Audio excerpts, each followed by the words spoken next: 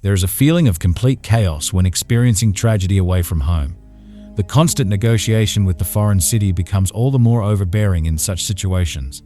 In Lulu Wang's Expats, the city of Hong Kong becomes a character in itself, and we are introduced to 3 women who are trying to find their rhythm in the city.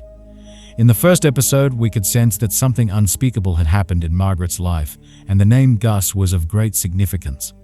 We also learn about the all-consuming guilt that Mercy carries within herself and the desperation Hilary, at times, experienced as she struggled to blend in with the crowd. Based on Janice Y.K. Lee's The Expatriates, the Amazon Prime miniseries is all about pain, guilt, and womanhood. Margaret kept herself busy planning the celebration of her husband's 50th birthday. She seemed distant when the event planner, Priscilla, discussed the party in detail. The long guest list scared Margaret, suggesting that she is afraid of facing people and having conversations. Margaret abruptly left the meeting when Priscilla asked Philip about the drawing he had made. Along with him, his sister Daisy and his mother, there was a 3rd kid in the frame, and his name was Gus. At the mention of the name, Margaret hurried and left with her kids. The past continued to haunt Margaret, and even though the party was a way to get back into their social lives, the pain often overwhelmed the family.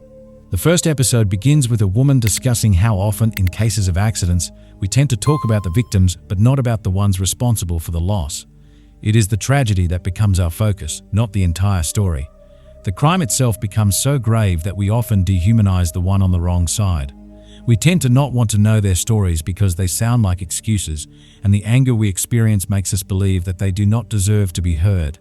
We do not take into account the guilt that such individuals carry within themselves, because none of it is ever intentional and most of it is purely coincidental. How does such an individual cope with their reality? Can they ever get past the haunting memories of tragedy? Do they ever get back to their normal lives? Or does normalcy become a far-fetched dream? Mercy is wrapped up in all these questions, but she struggles to find an answer to any.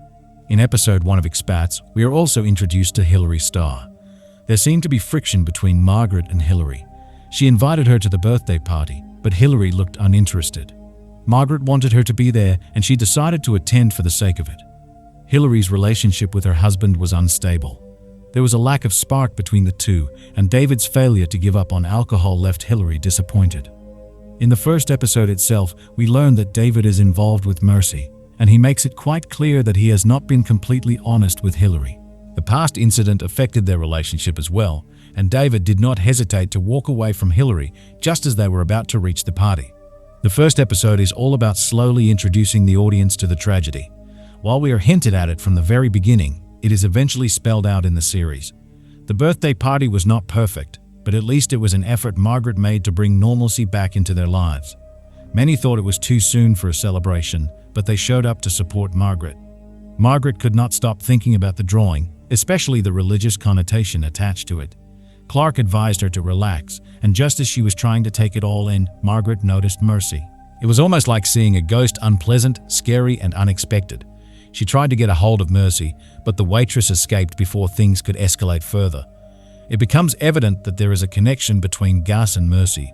The only person Margaret seemed to be comfortable sharing her thoughts with was Hilary. She was relieved to see Hilary at the party after she mistook a waitress for Mercy. Hilary seemed to be the only woman she trusted with her feelings, and even though the recent events had affected their relationship, they continued to play a significant role in each other's lives. They headed to an eatery and reminisced about the good days they had spent together in the past. Away from their homes, Margaret and Hilary often felt trapped. Hilary could sense that her marriage was falling apart, yet she was helpless. The overwhelming pain often made Margaret feel claustrophobic in her house, and she secretly started to spend some time alone at an apartment she got.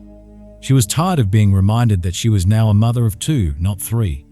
In the course of becoming the perfect wife and mother, she had lost her own identity, and the few hours that she got to spend with herself helped her be more in touch with her feelings.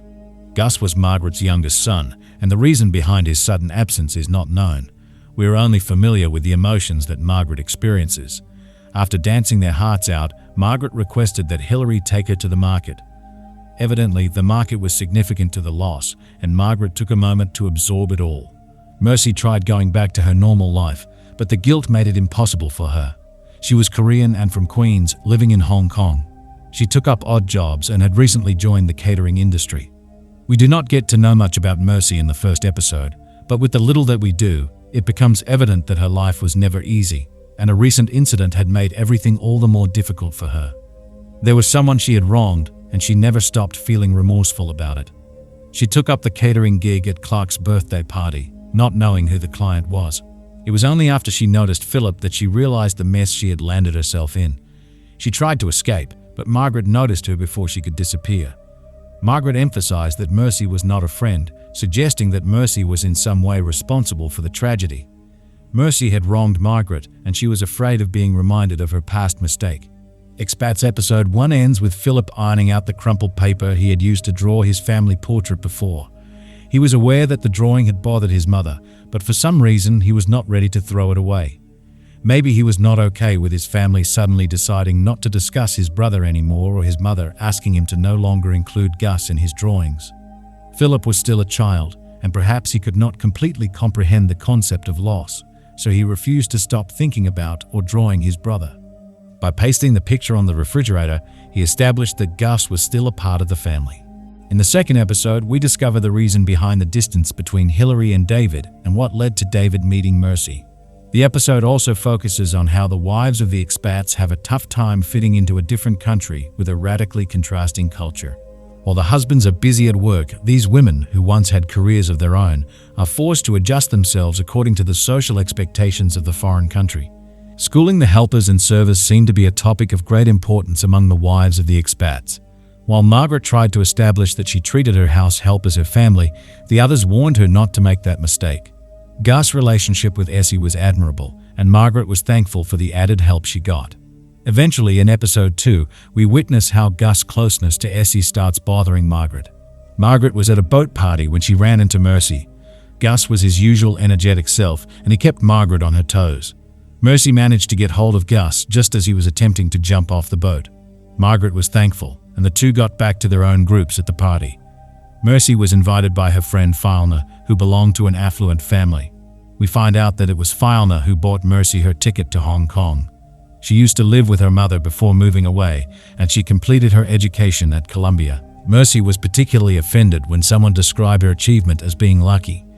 All her life, she had grown up listening to how her face attracted misfortune, and the card readers confirmed the same.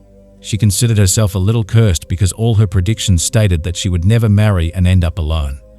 Mercy quickly realized that her audience had lost interest, probably thinking that she was simply too strange.